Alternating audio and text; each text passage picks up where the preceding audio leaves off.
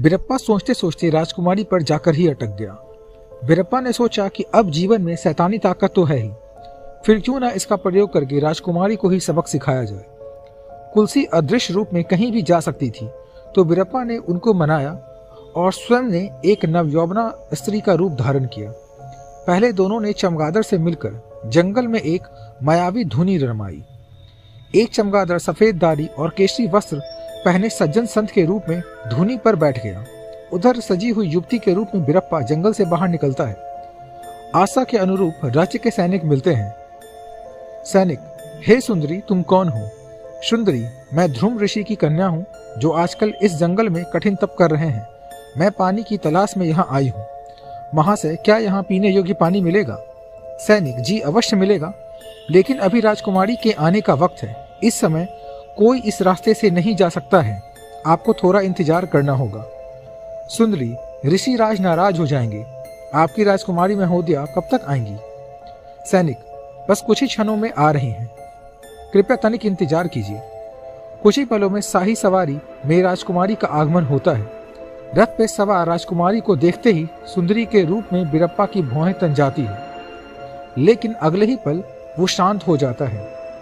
योजना के अनुसार उसे राजकुमारी को जंगल में ले जाना था। रथ आकर रुकता है। सैनिक के पास एक यौवन से भरपूर सुंदर कन्या को देखकर राजकुमारी सैनिक से सवाल करती है। राजकुमारी: सैनिक, यह आपके साथ लड़की कौन है?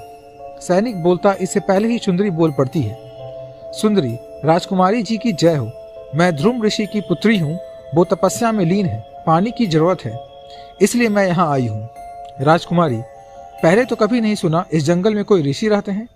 सुंदरी: आपके भाग्य से वो यहाँ चले आए हैं, चाहो तो आप उनके दर्शन कर सकते हो। पहले मैं उनके लिए जल ले आऊं।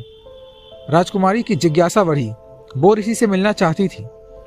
राज परिवार वैसे ही सदैव ऋषियों का सम्मान करता आया है।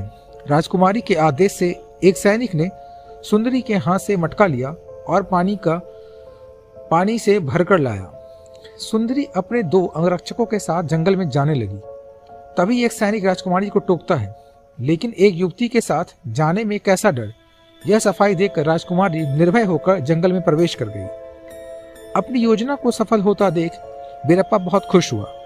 मायावी धुनी पर पहुंचकर बीरप्पा ने जल का मटका रखा और राजकुमारी को इशारे से ऋषि के सामने बैठने को कहा। राजकुमारी धुनी के सामने बैठ गई। कुछ दूरी पर दोनों अंगरक्षक खड़े हो गए।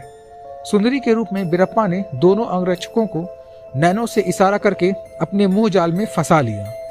राजकुमारी अब ध्यान से ऋषि के सामने बैठी थी। उधर बीरप्पा ने दोनों अंगरक्षकों से कहा कि मेरे पांव में छाले पड़ गए हैं, क्या आप ऋषि राज के लिए फल लाकर दे सकते हैं? दोनों अंगरक्षक सुंदरता से मोहित थे, तुरंत जंगल में फल लाने चले गए। सुंदरी ने कुलसी को इशारा किया और तय योजना के अनुसार ऋषि की आंख खुली। सामने एक रूपवती लड़की को देखकर ऋषि को क्रोध आया और बोले, ऋषि राज, दुष्ट कन्या, तुम मेरी तपस्या भंग करने आई हो। अपनी सुंदरता से लुभा कर मेरी बरसों की तपस्या को तोड़ने आई हो। मैं तुम्हें श्राप देता हूँ। राजकुमारी अपनी सफाई में कुछ बोलती उससे पहले ही उसने मायावी जल के छींटे राजकुमारी पर डाले और पल भर में ही राजकुमारी का रूप चुड़ैल के रूप में परिवर्तित हो गया। बीरप्पा अत्यधिक खुश हो गया। अपनी योजना के अनुसार कुलसी राजकुमारी को लेकर गुफा में चली गई।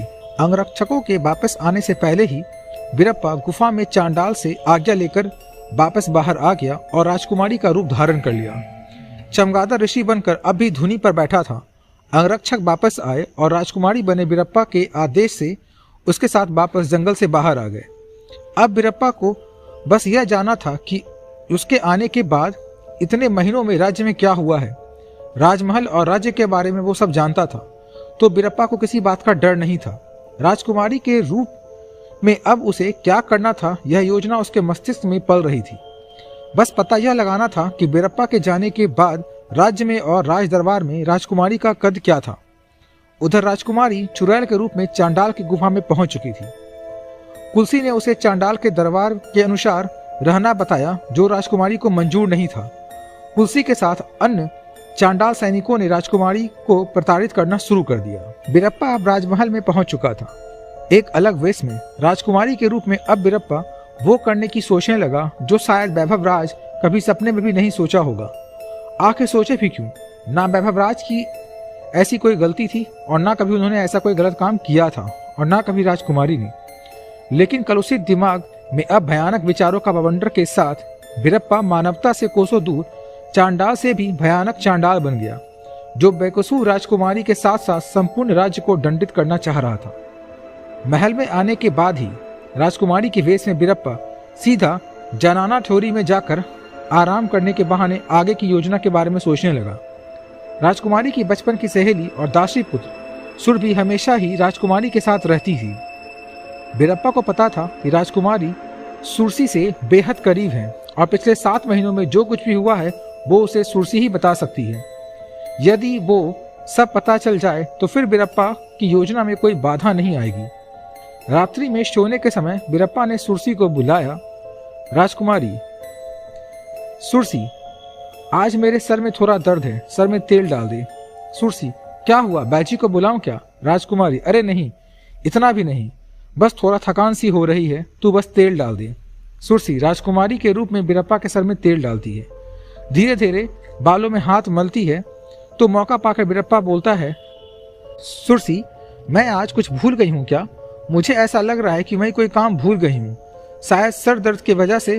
तुझे कुछ याद है तो बता, ऐसा ना हो कि पिताश्री गुस्सा करें। सुरसी, नहीं राजकुमारी जी, मेरी याददाश्त के बारे में आप जानती हो, जहाँ तक मुझे याद है कुछ नहीं भूले हो।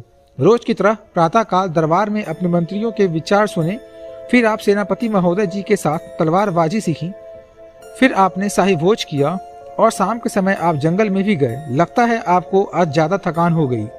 राजकुमारी, क्या रोज मैं इतना ही काम करती हूँ?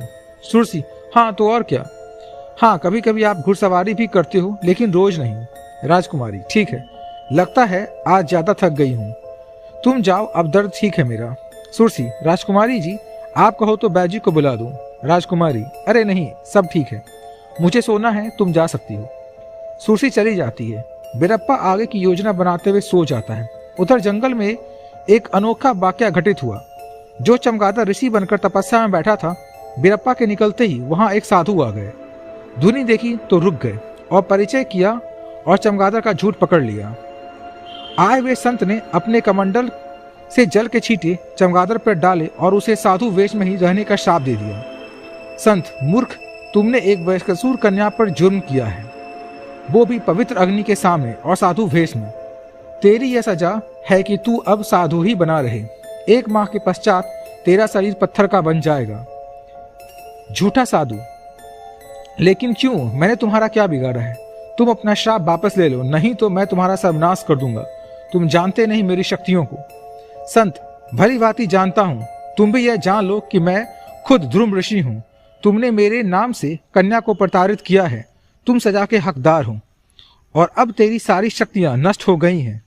1 माह के बाद तेरा शरीर भी पत्थर का हो जाएगा। चमगादड़, नहीं, ऐसा मत करो, मैं मेरा दोष स्वीकार करता हूं, लेकिन कृपया करके मुझे पत्थर बनने से बचा लो। ध्रुव ऋषि, एक शर्त पे मैं तुम्हें पत्थर बनने से बचा सकता हूं। चमगादड़, बोलिए। मैं आपकी शर्त मान लूंगा, लेकिन मुझे पत्थर नहीं बनना है।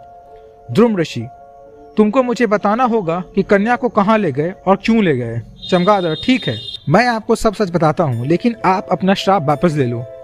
ध्रुव ऋषि, पहले मुझे कन्या से मिलवा दो।